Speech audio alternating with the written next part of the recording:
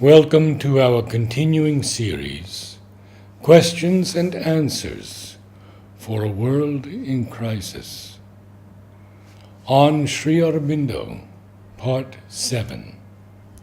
And here is Mother's handwriting. When in your heart and thought you will make no difference between Sri Aurobindo and me, when to think of Sri Aurobindo will be to think of me, and to think of me will mean to think of Sri Aurobindo inevitably. When to see one will mean inevitably to see the other, like one and the same person. Then you will know that you begin to be open to the supramental force and consciousness. I include the following letters from the volume Sri Aurobindo on himself.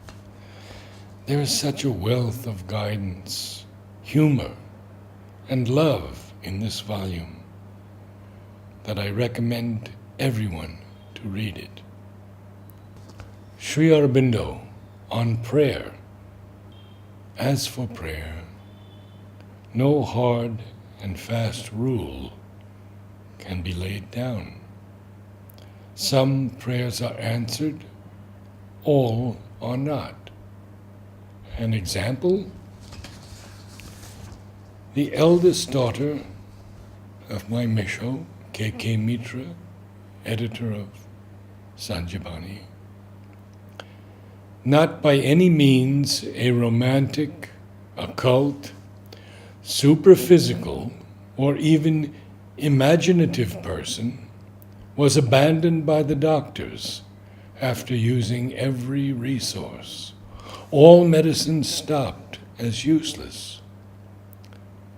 The father said, "There is only God now. Let us pray." He did. And from that moment, the girl began to recover. Typhoid fever and all its symptoms fled. Death also. I know any number of cases like that. Well, you may ask, why should not then all prayers be answered? But why should they?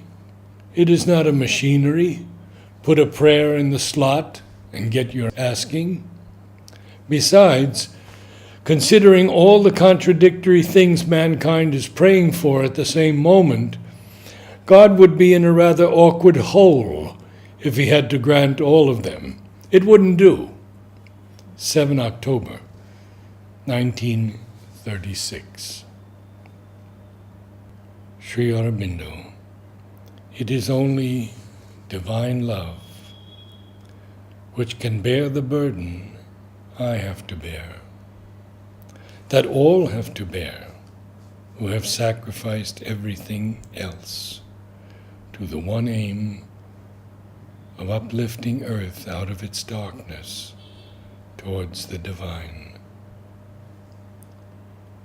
The Galileo-like je m'en fiche-ism, I do not care, would not carry me one step. It would certainly not be divine. It is quite another thing that enables me to walk unweeping and unlamenting towards the goal. April 1934. Sri Aurobindo. And philosophy? Let me tell you in confidence that I never was a philosopher. Although I have written philosophy, which is another story altogether. I knew precious little about philosophy before I did the yoga and came to Pondicherry. I was a poet and a politician, not a philosopher. How I managed to do it? First, because Richard proposed to me to cooperate in a philosophical review. And as my theory was that a yogi ought to be able to turn his hand to anything, I could not very well refuse. And then he had to go to the war and left me in the lurch with 64 pages a month of philosophy, all to write by my lonely self. Secondly, I had only to write down, in the terms of the intellect, all that I had observed and come to know in practicing yoga daily. And the philosophy was there, automatically. But that is not being a philosopher. The yogi from the north, Uttara Yogi, was my own name given to me because of a prediction made long ago by a famous Tamil yogi, that 30 years later, agreeing with the time of my arrival, a yogi from the north would come as a fugitive to the south and practice there an integral yoga, Purna Yoga. And this would be one sign of the approaching liberty of India. He gave 3 utterances as the mark by which this yogi could be recognized. And all these were found in the letters to my wife. Disciple. Some mornings I recite the Mother silently with an aspiration to know what it contains. But sometimes it seems to me that this is intellectual and so not part of our discipline. Should I continue with this recitation? Sri Aurobindo. Yes, if you find that it helps you.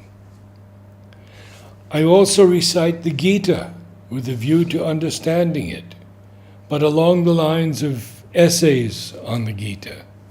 Is this a good idea? Sri Aurobindo. Yes, it does not matter whether it is mental, if it helps you. These things often help the mind to get into the psychic attitude.